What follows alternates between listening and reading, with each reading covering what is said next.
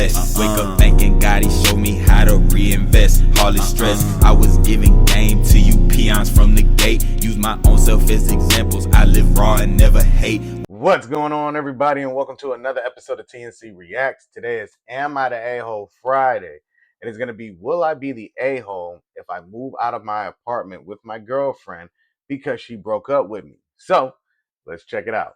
WIBTA if I moved out of my GF's apartment after she broke up with me. This is a throwaway account for transparency's sake.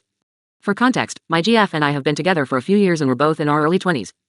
We recently moved in together, but our situation is a little unorthodox. The lease is only for 2 people, and I am not on it.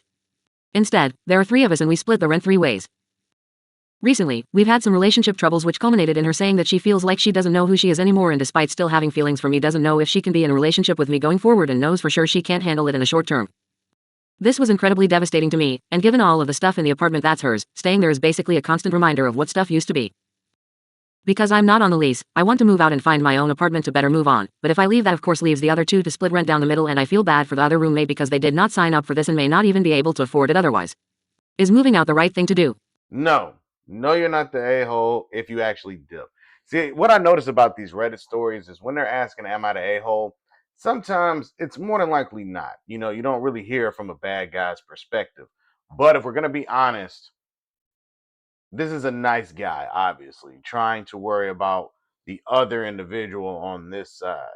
And we got to be honest, man. She broke up with you. She wants you gone. And if you sitting in this house looking at all of this stuff that is hers and it's messing with your mental, you can't stay there. You know what I mean? Because eventually there's gonna be something that happens with her on her end where she's gonna bring in somebody. More than likely, it's gonna be some dude, and then you gotta play it off like, oh, we're just roommates.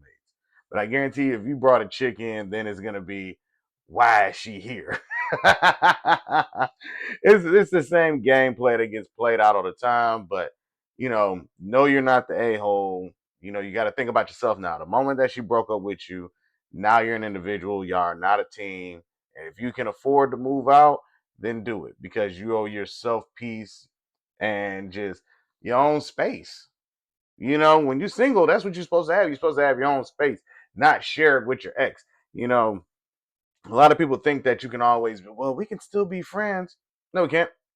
I don't want to be your friend. I don't like you no more.